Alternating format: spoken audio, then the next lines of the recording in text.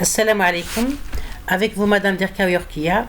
Donc on va continuer sur les modèles de la recherche d'information. Donc on va voir dans cette vidéo un des modèles de la recherche d'information qui est le modèle booléen ou bien modèle logique, comme son nom l'indique. Donc il est basé sur la logique des propositions. Bien.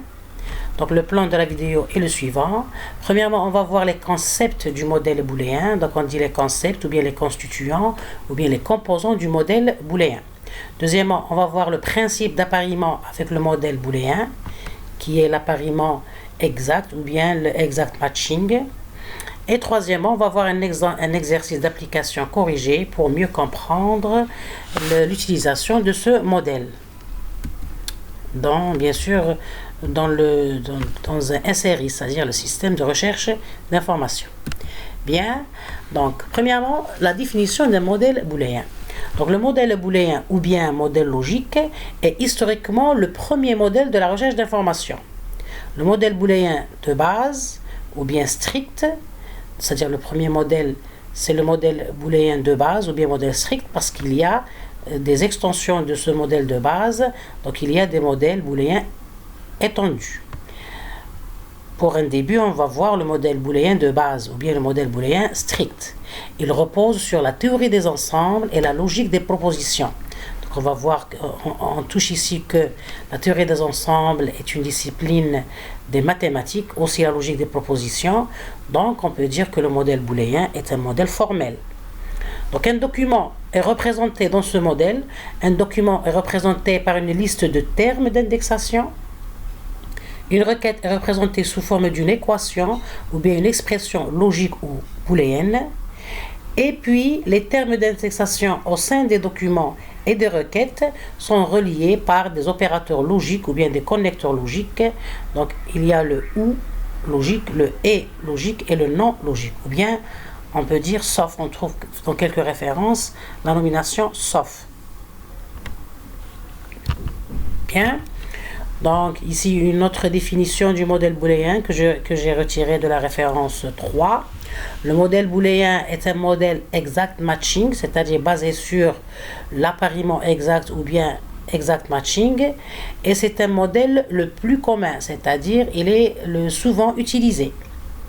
Parce que il était le premier modèle de la recherche d'information, donc il était beaucoup utilisé, mais actuellement il y a des extensions et des améliorations de ce modèle. Deuxièmement, un document est un ensemble de termes, donc on touche ici la terminologie de la théorie des ensembles, donc un ensemble de termes qui sont les éléments de l'ensemble.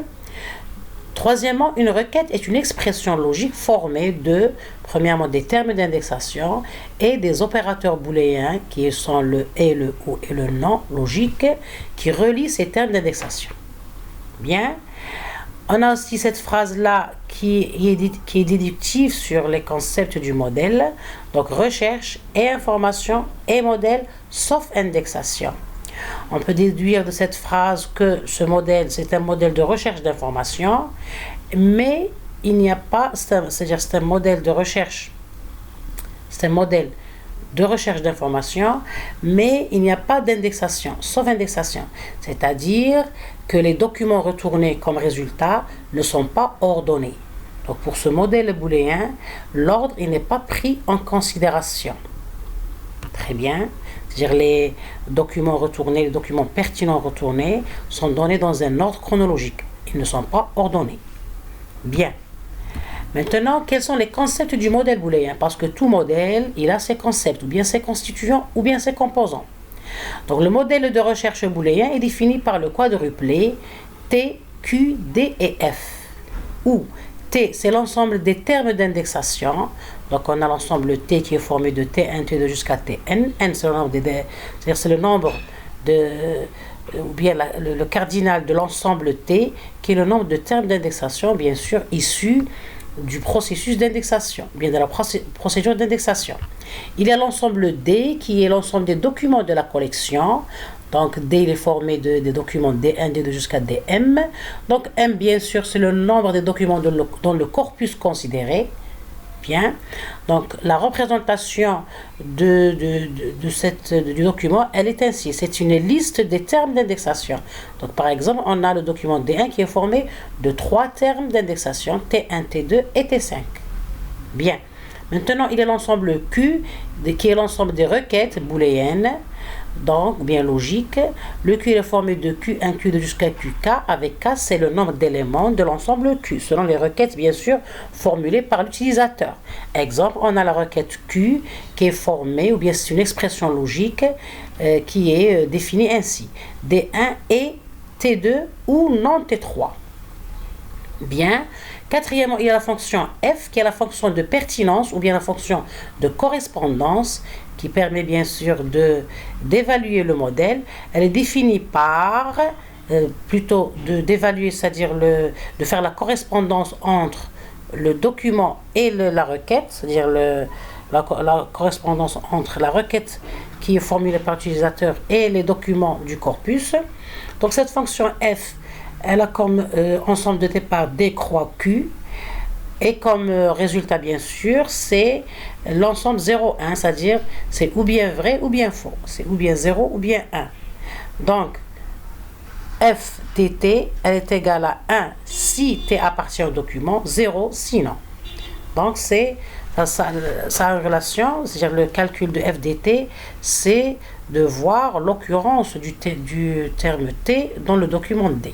S'il occure, s'il existe dans le document D, donc le FDQ égale à 1, sinon c'est 0, c'est false.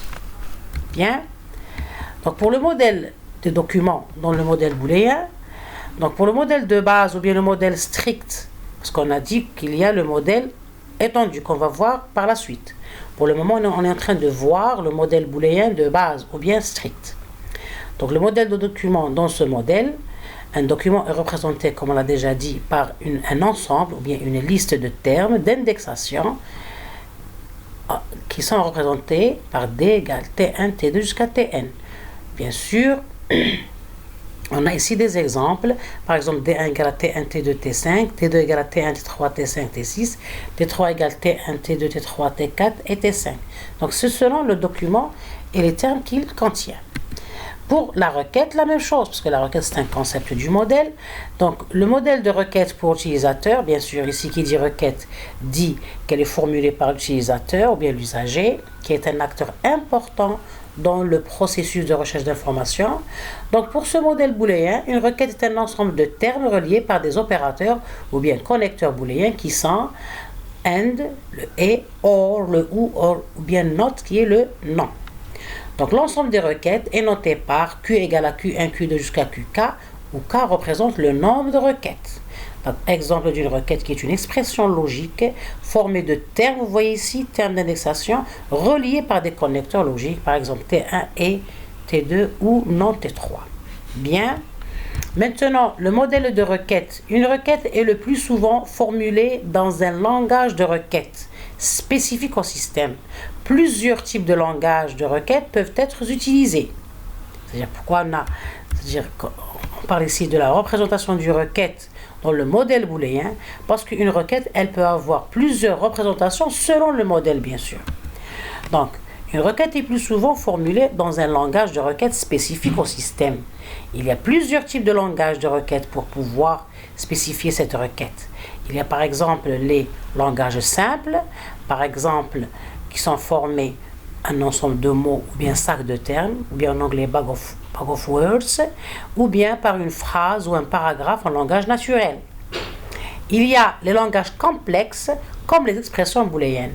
Donc ici, pour se situer, dans notre cas, pour le modèle booléen, la représentation d'une requête est une représentation avec un langage complexe, c'est-à-dire il est de type complexe.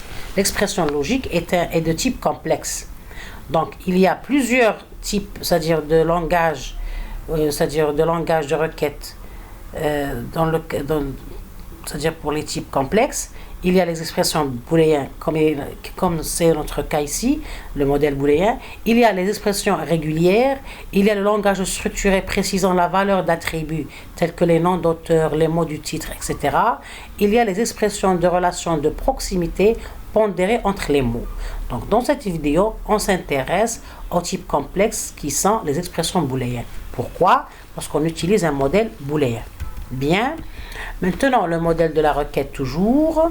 On s'attarde sur cette notion parce que c'est important, parce que la requête, elle est formulée par l'utilisateur. Donc, c'est important de voir comment représenter une requête